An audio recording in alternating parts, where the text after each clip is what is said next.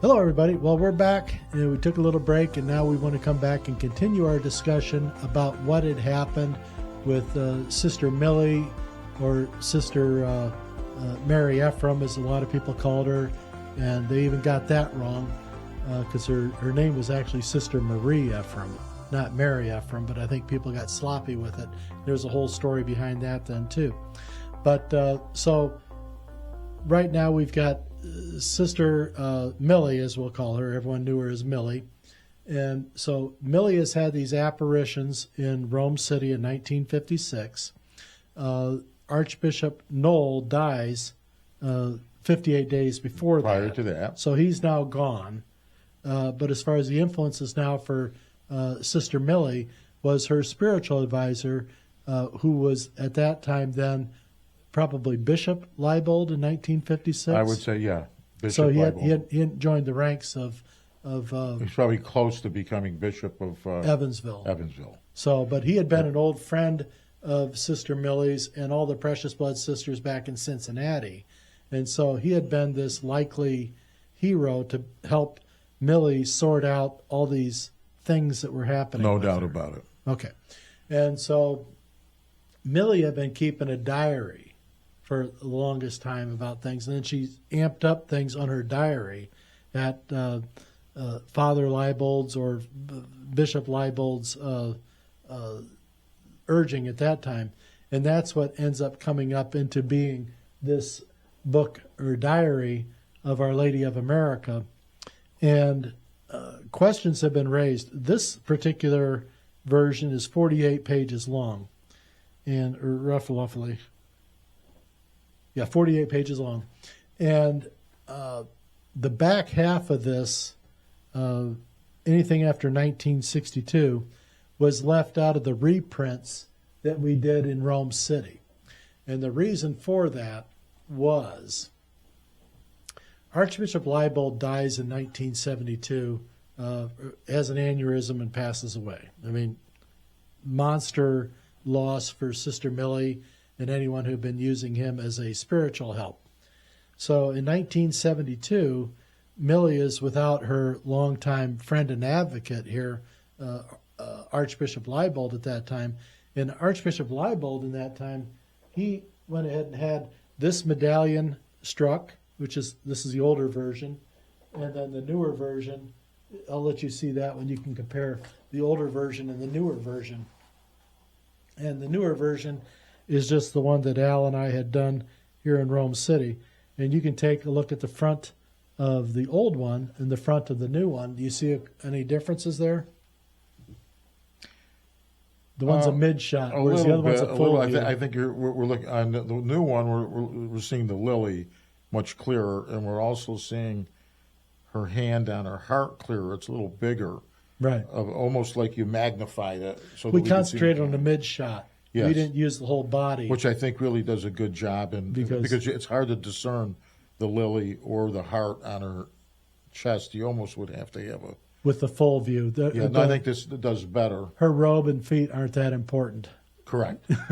So we wanted to concentrate on the. No, that's a good point. Well, we wanted to bring focus to the things that she was trying to illuminate at that time. So her holding of the lily is not in a possessive form. She's offering the lily. I like that. Yeah, I think you're showing more of what she's on. So with the lily, she's trying to offer the lily to her children to take the lily as a sign of purity. And so what they did was we had them just crop it to the midsection, and we came off of our statue rather than off of the drawing that she'd had. And so this presentation is taken from a photo of the statue, actually as it exists now in the throne room there in Rome City that I built. So this isn't going to come across for here, but I'll try to do an inset up here if I get the software to work. But on the back then was a coat of arms for the Trinity, for the Holy Trinity on the back. And on the inside, or maybe that's a coat of arms for the Holy Family, and then inside that then is the all-seeing eye. But that was done because the goal of Our Lady of America is to obtain the divine indwelling of the Holy Trinity. And a lot of people said, well, why didn't you put the Holy Family on the back of the medallion? Well, that's a whole nother part of the story. There's only two sides of the coin that you can deal with. So we wanted to go with first things first. Why does it rain when it's raining out? well, there's people that they want to get new and improved. They want to get to the Holy Family, but they're not understanding that the Holy Family isn't nearly as important as the Trinity. Correct. Okay, so let's keep our priorities straight and not our comforts. So, what if somebody wanted to take make a medallion themselves and make their own medallion? They're welcome to do so. You go down to the Holy Family. Well, this is part of the reason why we fought so hard in the trial, was to free up the devotion for anyone to promote. So you don't have to be from a certain city or a certain place or a certain anybody to make your own medallion. Go right ahead. It's Sure. going to cost you about $5,000, and you need some artwork. Yeah, well, that'll end that. Well, for most people it will. Yeah. But it's okay if they want to. You too can have your own medallion. If it moves you, go for it. I really don't care. I don't have a dog in that fight. But that's how this medallion has come across now, as to have the coat of arms on the back and the Our Lady of America figure on the front, with the emphasis on her heart to show the divine indwelling, and the gift of the lily for everyone to take. She wants everyone to receive a lily as a sign of their purity and commitment. So that was how the medallion was restruck to do that. But the original one had been done by Archbishop Leibold. He paid for it. It was all his money. He helped with the design and the architecture of it. All big things to do. All exactly correct the way he did it. He just was just poor artwork to start with. But they didn't have the big statue like we'd made now. They'd made smaller statues and different. They had the Latrobe statue, which was all white, and it was, not that attractive for a lot of people. And we ended up doing the polychrome one, which is the painted to show the color and the life in her face and her hair and eyes and all like that. So difference of time and method were applied in this, but it was the same Our Lady of America. And it's the same Holy Trinity on the back that we want to be a part of. So that's what the medallion is about, the old version and then the newer version. And if somebody else out there wants to make another version, go right ahead.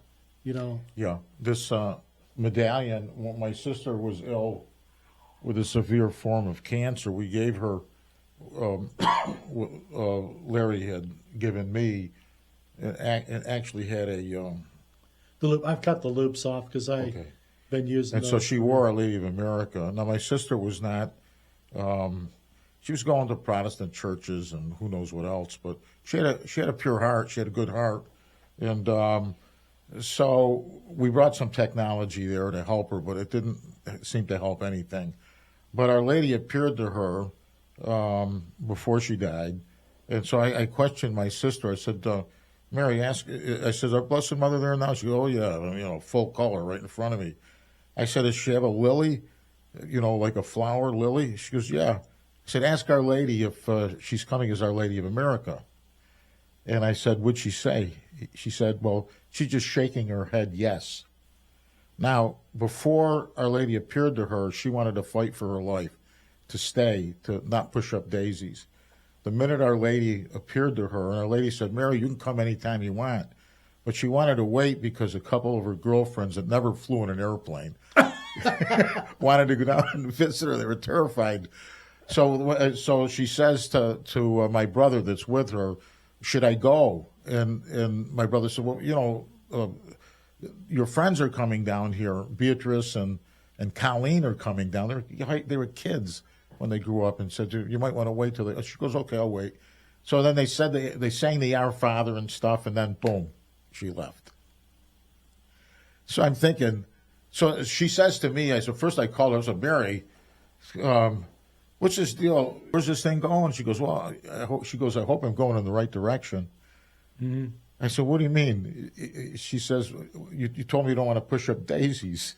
Then I said to her, if the Blessed Mother came to me and said, look, you can come anytime you want, I'm out of here. Oh, I would have too.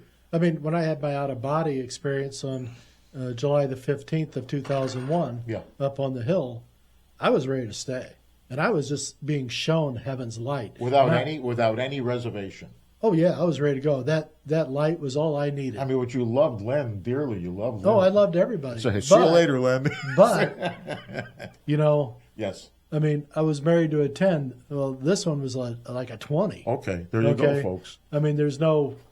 I mean, yeah, we're all going to get there, hopefully, someday. Absolutely. God but, willing. You know, there's no hurry to get there because you got work to do here. And I say do something, build things each day. But you shouldn't be afraid. Do not be afraid of that. You know, don't run for it, you know, because your time is your time. When God wants you, right. That's fine. But don't push it. Don't be anxious that, you know. Right. You do work in the meantime. It's like your sister stayed to visit with her friends. And so they came. And so they have this experience where they get there at the final hours and they made it just in time. Right. So they were gladdened by that, I'm sure. Oh, yeah. I mean, what a pass that is, right? You want to come anytime you want, you know. Well, you should take it seriously. Everyone has that option. Wow. But you don't want to, you know, move it ahead. You don't want to be taking yourself out. Did you have a sense of that you could stay if you wanted, or did you know you were still in transition? I thought I was dead. So you thought it's over with? I didn't know I was still alive. I thought I had already died at that point. Well, and I was shocked by it, but I was okay with it in the same instant. I see. Because there wasn't hurt, there wasn't pain, there was a sense of just agreement, and everyone. And you only saw the outside, the outline. I just felt the light. I didn't see anything. Wow. I just felt the light. Amazing. Well, we got the cast that was coming off from heaven's light. And Our Lady says, she says, gaze upon heaven's light so you know what it is that you're fighting for. Oh, my God. Millions of souls are at stake. Oh, my God. And that's what she said, please, bring me my children. Bring me all of my children. Wow, Larry. So that's always been my direction on this. That's why I say this isn't a Catholic thing. And I know a lot of people get pissed off when I say that. But you got to understand, this is for everybody. Yeah. Because that's what heaven is. Heaven is for everybody. You may not like it. You may not think it could be so, but Father Havel told me something that shocked the crap out of me. What did he say? Well, this is on the night of 9/11. After they flew the planes into the towers, I said, how could somebody, you know, bring themselves to doing something like that? He says, those guys that flew those planes, they may already be waiting for us in heaven. I said, how could they be doing that? He says, well, if they thought that they were doing God's will, and they truly felt that, you know, who are we to decide what God You're saying the inherits? motive it was wanting to do God's work. God's will. And if so. And if they were so trained and they were convinced that they were killing, you know, the trouble, you know, that their intention, what their purposeful intent was organically pure. Right. And that they could be waiting for us in heaven. God decides, not us. That's true. And it's like Right. mind-blowing, like, how could that be? Right. Well, we feel we know what evil is, but God determines what evil is and what is not. Yeah, not only that, he reverses it. He takes it. Even, at one point, he even said, I'll take your sins and I'll prepare a crown to be placed on your head. I mean, I make all things new. I can do whatever I want with this. Mm-hmm. You know, so there is we haven't got a clue of our Lord's love and mercy. We barely even. Yeah, don't fret this stuff, because all you're doing is sitting in a rocking chair that's going nowhere. So we've got 1972, 73, and is when Leibold dies. And politically, what's going on in the country? Well, we got the ERA Yeah. is going on big time. We got women are stepping up and voicing anger against men and the oppression and things like this that they've had. They're burning their bras. Women's liberation. And then in 73, we had the United States Supreme Court usher in abortion. Right. So this is what Millie's looking at. Roe v. Wade, right. So Millie is seeing this as she's sitting in the cloister at her convent there with the precious blood.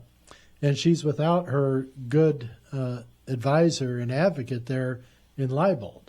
And so she's kind of, it takes a bit of, She's displaced. of work to find somebody to take that role, Right. especially when you've been dealing with such heavy weight. Sure. Did anybody take that role?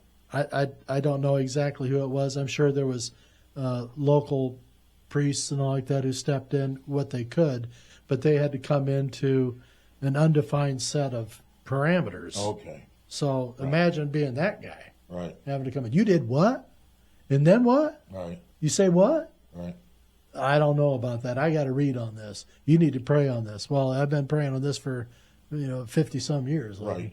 So anyway, so Millie's going through this, and then while all this other turbulence is going on in the women's world, it's also infected many of the women inside these religious orders, the convents and stuff like that, because they're not immune to that. They still have their feelings of like, well, we need to, those women are being empowered, we need to empower. So there's this battle that's going on. Right. And that's when all these feminazis Started, right? And even started invading all the there are dioceses. a lot of those, a lot of the nuns that were proactive for homosexuality, and they were promoting things in these. I wasn't there. I couldn't tell you what they were saying, but I was just a kid. Yeah, no, I was there. I saw. You were an older. I'm 10 years older than you, but then books that have been written about that period, literally there was almost a dismantling of those holy orders and the convents and stuff like that. It was rebellion. It was rebellion. Oh, they were battling back, and they were doing a lot of different things. So it's kind of a mixed up, messed up kind of time for Millie at this point. Sure. Just imagine. I can't imagine. What she's going through. Okay. So 72 goes into 77. And in that time, I don't know if it was in that time, but another member comes and joins the Precious Blood Sisters and enters into Millie's life. And that is one woman who went by the name of Sister Joseph Therese. Her real name was Patricia Fuller, or Patty Fuller, as a lot of people knew her by. She'd take on the name Sister Joseph Therese when she wanted to play nun, and other times she was just Patty. Well, anyway, so Poor thing. anyway, she's in this convent, and she had been kicked out of another convent, another order. Remember that she'd been kicked out and dismissed for incorrigibility. I didn't realize she came into the picture 20 years after the apparition. Roughly, yeah. I mean, Yeah. it could have been a little shorter than that. But I'm saying that here she is swooping in on, Well, she's coming in, and she, gets familiar with Millie. And there was another nun there by the name of Sister Floresita. Okay, it was an older gal. And she was kind of like the organizer. She was the older broad of the group, so to speak. Well, anyway, but she was like the experience. She had Right, Colchunis. she knew how to handle things.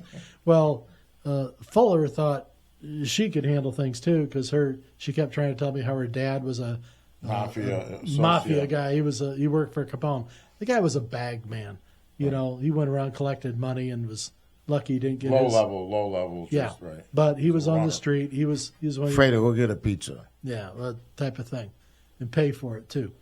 And so anyway, Fuller comes into the situation. She meets up with Floresita. She meets up with Millie, and they become close. And I didn't dive into that too much. Didn't really care too much about it. But anyway, 1977 comes along, and the Precious Blood Order eliminates their contemplative order. They said no more of this. Hit the streets. They said you can stay with us as the Precious Blood, but you have to move into our active order and become part of our working world, or you can leave and go join another convent someplace. And so the choice is yours. So Millie and Floresita decide to move on because they didn't want to become active order. Floresita was too old, and Millie was too more desperate to be left alone and kind of just be contemplative and not have to engage with people so much. She just wanted to have her life of prayer. Probably. She had a lot on her plate. It's probably a smart move. Yeah. Well, I can understand that Oh, you yeah. don't want to be engaged into- in too much other stuff. I got to figure this stuff out. Right. You know, I agree with you. I got to chew through this sandwich first. So Millie is going about it very constructively. Well, Fuller, the sister Joseph Tree, she decides, well,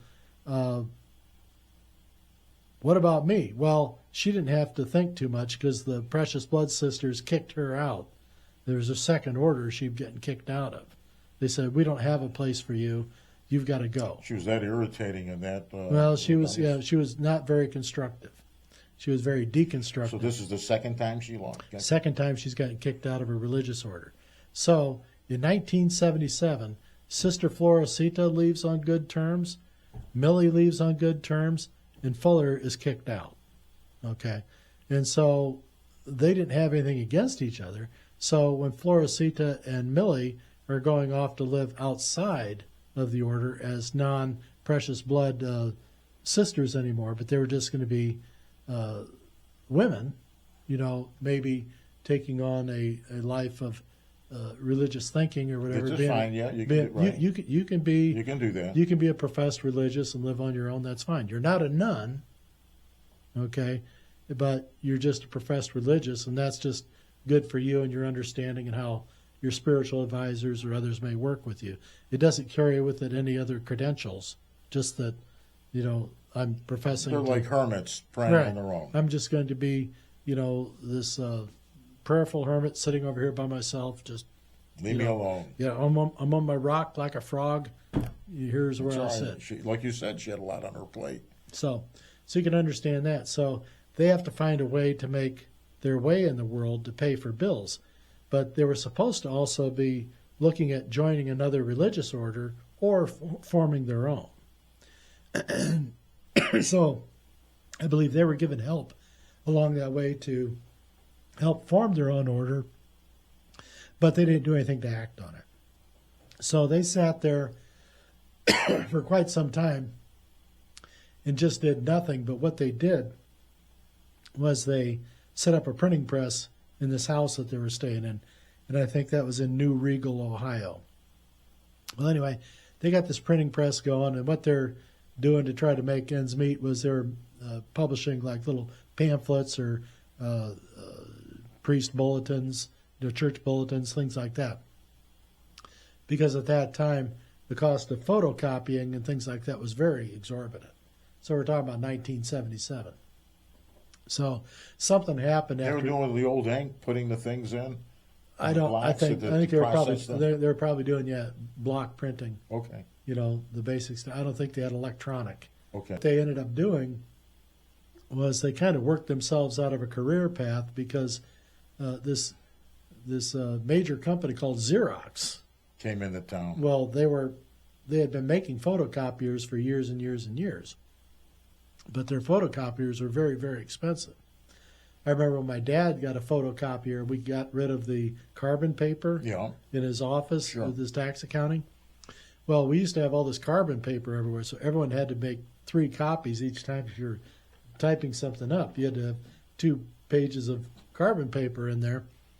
And so the offices at the parishes were able to finally afford a photocopier because the prices were coming down. So that moved these ladies out of a job because the parish could just go ahead and make their own.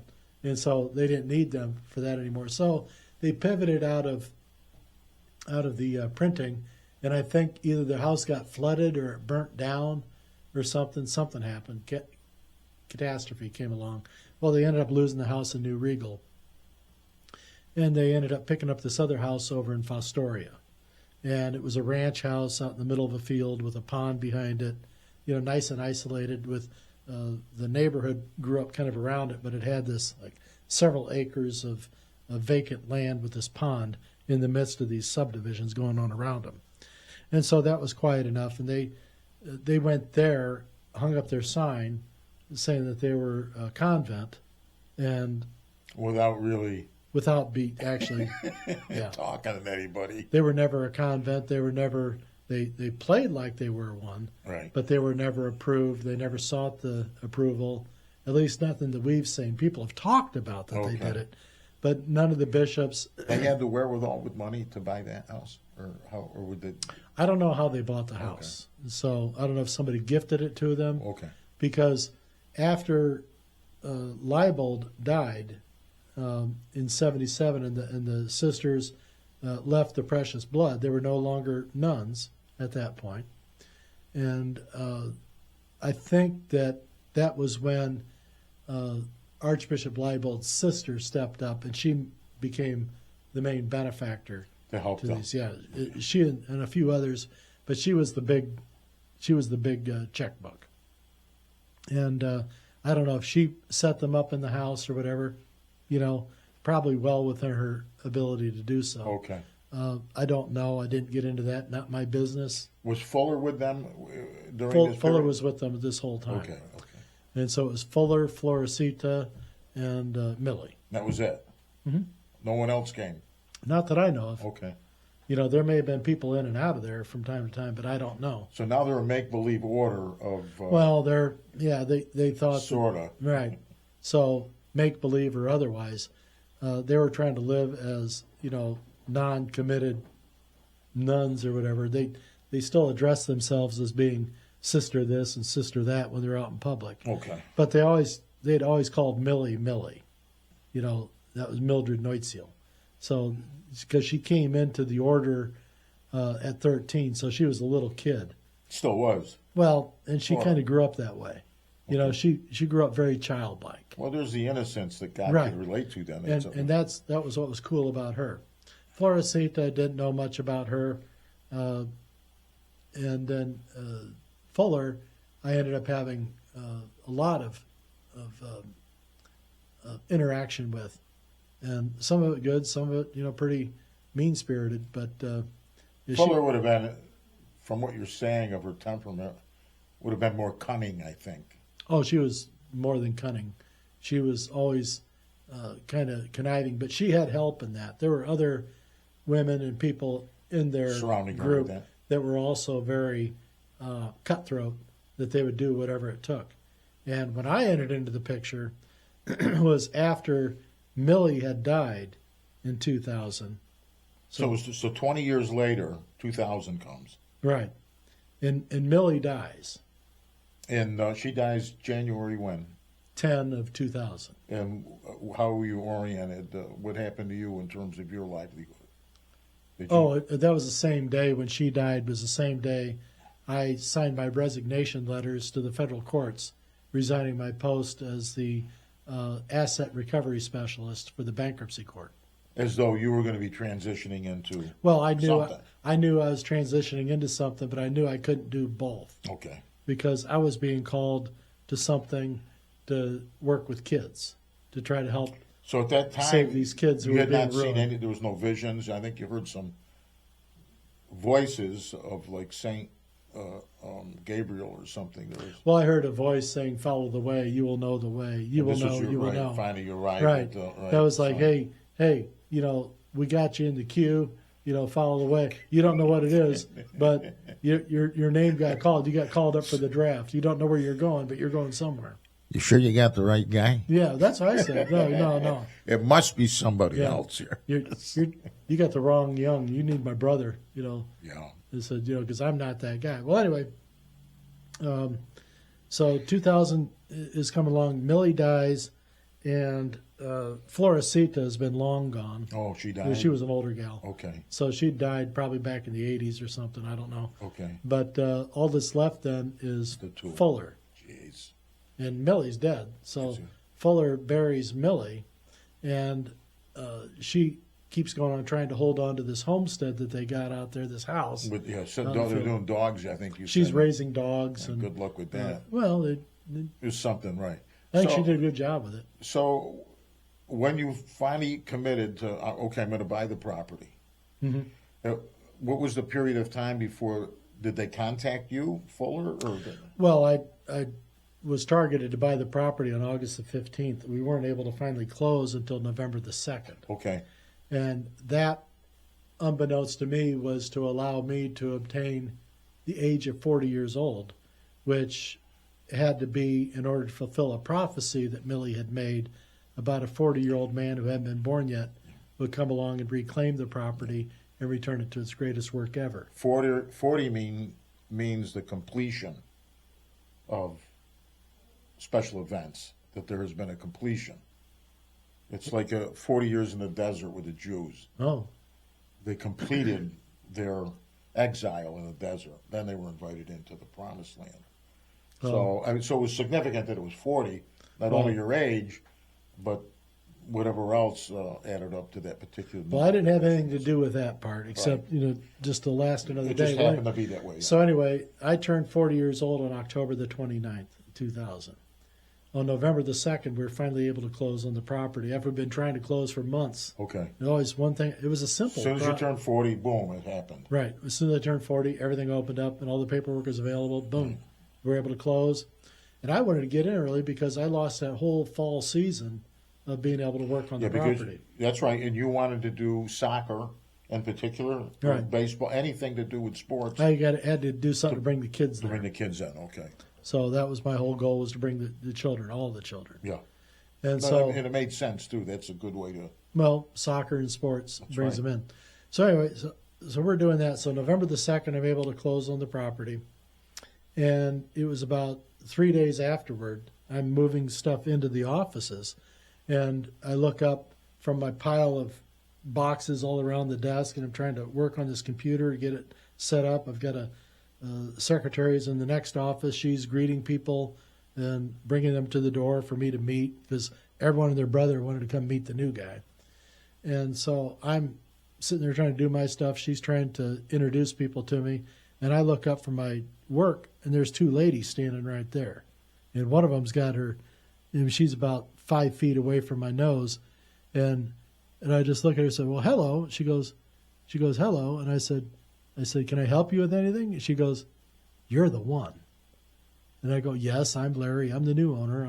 You're glad to meet you. She goes, you're the one. And I go, yes, I'm Larry. I'm the new owner. Figured she didn't have her hearing aids in either. And so I'm trying to figure out what's going on here. She says, you don't know what I'm talking about, do you? And I said, no, but I'm sure you're about to tell me. And she says, we've been praying for you since 1956. Jeez. And I said, wow. I said, are you sure you got the right guy? I said, You were born when? 19 what? 60. And so I said, are you sure you weren't praying for my brother? Because I wasn't born until 1960. She says, yes, I know. Happy birthday. And I go, what do you mean? She says, didn't you just have a birthday? I said, yeah. She says, didn't you just turn 40 years old? I said, yes. She goes, you're the one. Wow. And I'm like, oh, no pressure. Right. What do I do with that? And so she starts telling me about how this all happened. So your orientation is little piece by little piece, unusual circumstances. Oh, because if they'd give me all of it, I'd have exploded. Yeah, I'd have run right off the cliff myself and ended it. Who wants part of that? Yeah, no, definitely not me. So anyway, she comes in and she's standing before me, telling me all this stuff. And there's another woman who's standing like in the doorway and not saying a word. I'm figuring, in my mind's eye, I'm thinking, this is an old lady who used to work here, and that's her daughter in the doorway who drove her here. Younger? Well, yeah. She wasn't like in her 90s. She wasn't dressed up in any...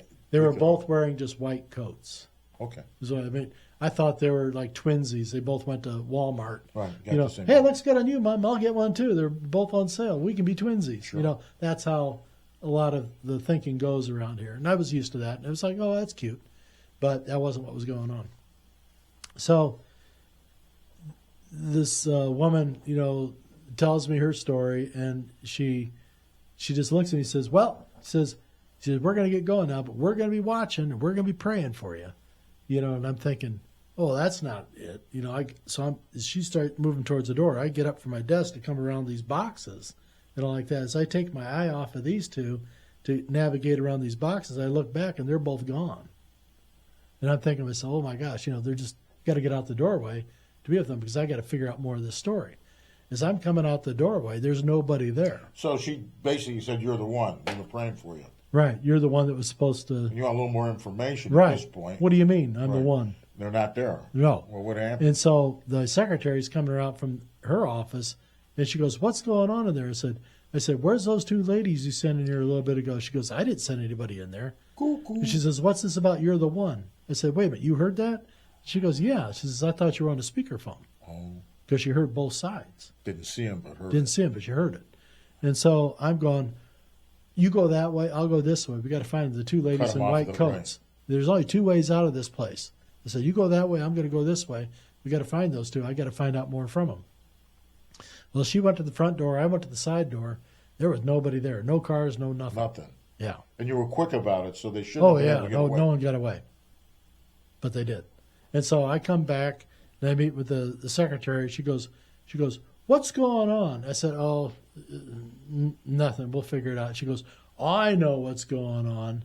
She goes, "This place is getting to be Catholic. too damn Catholic." Oh, jeez. She goes, "I don't want any part of this. I quit."